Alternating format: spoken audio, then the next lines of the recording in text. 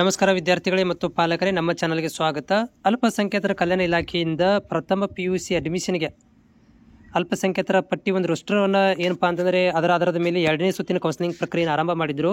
So ಅದಕ್ಕೆ ಸಂಬಂಧಿಸಿದಂತೆ ಏನು ಮಾಡಿದ್ದಾರೆ ಅಂದರೆ ಹೊಸ ಒಂದು ಅಪ್ಡೇಟ್ ಮಾಡಿದ್ದಾರೆ. ಅದು ವಿದ್ಯಾರ್ಥಿಗಳಿಗೆಲ್ಲ ಅದೇನಪ್ಪ ಅಂದರೆ ಕಾಲೇಜು ಮಟ್ಟಕ್ಕೆ ಪ್ರವೇಶಕ್ಕಾಗಿ PUC ಅಲ್ಪಸಂಖ್ಯಾತರ ರೋಸ್ಟರ್ ಮತ್ತು ಮಾರ್ಗಸೂಚಿಯನ್ನು ಬಿಡುಗಡೆ ಮಾಡಿದ್ದಾರೆ. ಇದು ಕಾಲೇಜ್ ಲೆವೆಲಿನ ಅಭ್ಯರ್ಥಿಗಳಿಗೆ ಅಂದರೆ ಕಾಲೇಜಿನವರು ಈ ಒಂದು ಏನಂದರೆ ರೋಸ್ಟರ್ ಮತ್ತು ಒಂದು ಅರ್ಥ ಪಟ್ಟಿಯನ್ನು ನೋಡಿಕೊಂಡು ಅಡ್ಮಿಷನ್ ಪ್ರಕ್ರಿಯೆ ಮಾಡಿರಿ ಅಂತೇಳಿ ಒಂದು ಲಿಂಕನ್ನು ಕೊಟ್ಟಿದ್ದಾರೆ.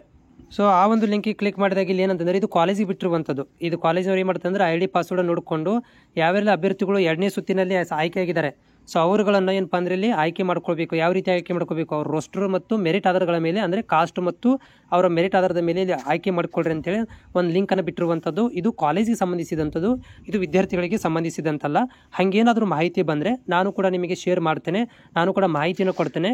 ಯಾರೆಲ್ಲ ಅಭ್ಯರ್ಥಿಗಳು ಚಾನಲ್ಗೆ ಹೊಸಬರಿದ್ದೀರಾ ಚಾನಲ್ ಸಬ್ಸ್ಕ್ರೈಬ್ ಮಾಡ್ಕೊಳ್ರಿ. ಯಾಕಂದರೆ ಮುಂದೆ ಏನಾದರೂ ಥರ್ಡ್ ರೌಂಡ್ ಏನಾದರೂ ಬಿಟ್ಟರೆ ಬಿಡ್ಬೋದು ಅಥವಾ ಮಾಪಪ್ ರೌಂಡ್ ಅಂತ ಮಾಡ್ಬೋದು. ಮಾಪಪ್ ಅನ್ನೋದಕ್ಕಿಂತ ಇಲ್ಲಿ ಕಾಲೇಜ್ ಲೆವೆಲಲ್ಲೇ ಸೀಟ್ ಉಳಿಕೆಯಾಗಿರುವಂಥ ಸೀಟ್ಗಳನ್ನು ಭರ್ತಿ ಮಾಡ್ಕೊಳ್ಳಿಕ್ಕೆ ಏನಾದರೂ ಒಂದು ಗೈಡ್ಲೈನ್ಸನ್ನು ರಿಲೀಸ್ ಮಾಡ್ಬೋದು. ಅದನ್ನು ಮುಂದಿನ ದಿನಗಳಲ್ಲಿ ಗೊತ್ತಾಗುತ್ತೆ. ಬಟ್ ಇವಾಗ ಏನಂದರೆ 2ನೇ ಸುತ್ತಿನ ಕೌನ್ಸಿಲಿಂಗ್ ಪ್ರಕ್ರಿಯೆ ನಡೀತಾ ಇದೆ, ಅಡ್ಮಿಷನ್ ಪ್ರಕ್ರಿಯೆ ನಡೀತಾ ಇದೆ ಅಷ್ಟೇ.